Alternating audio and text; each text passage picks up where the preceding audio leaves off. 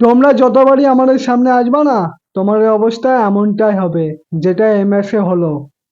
বুঝলে বিকারিস্তান পাকিস্তান। বন্ধুরা, আবারও এশিয়া কাপে পাকিস্তানকে 5 উইকেটে হারালো আমাদের টিম ইন্ডিয়া। আর টিম ইন্ডিয়া এই ম্যাচটা শুধু জেতেনি, তার পাশাপাশি পাকিস্তানের ক্রিকেটারদের বা তাদের কিছু এক্স ক্রিকেটারদের মাথায় ছিল সিঁদুর পরিয়ে দিল।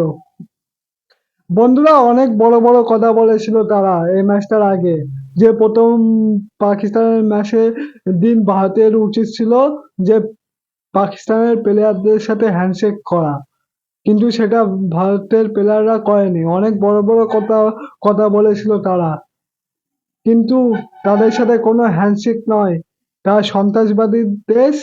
ম্যাচ যেত, ম্যাচের শেষের পর তাদের মাথায় সিঁদুর পরিয়ে দাও। এটাই হওয়া উচিত পাকিস্তানের সাথে।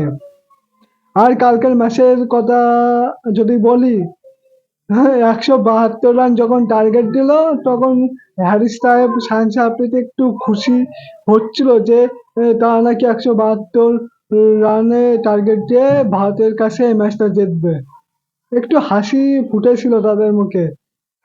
কিন্তু শুভমান গিল আর অভিষেক শর্মার কিন্তু প্ল্যানটা একটু অন্যরকমই ছিল। প্রথম 6 ওভারের মধ্যেই কিন্তু পাকিস্তানকে এই ম্যাচ থেকে বের করে দিয়েছিল তারা। আউটস্ট্যান্ডিং ব্যাটিং করেছে, কিছু বলার নেই। শুভমান গিল 47 রান করে, তারপরে অভিষেক শর্মা 74 রান করে 38 বলে দারুণ ব্যাটিং করেছে।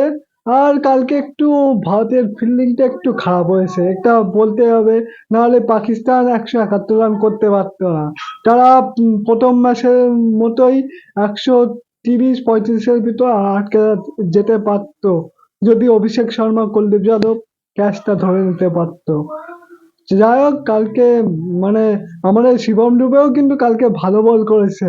প্রথম ম্যাচে পাকিস্তানের সাথে প্রথম ম্যাচে 3 উইকেট, কালকে 2 উইকেট নিয়ে কিন্তু এমন একটা জায়গা ছিল যে পাকিস্তান ভালো ব্যাট করছিল।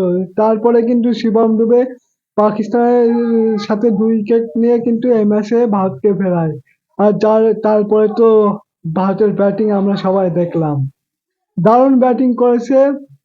আর সব থেকে বড় কথা, পাকিস্তানকে হারানো মানে আমাদের প্রত্যেকটা ভারতবাসীর কিন্তু জয়।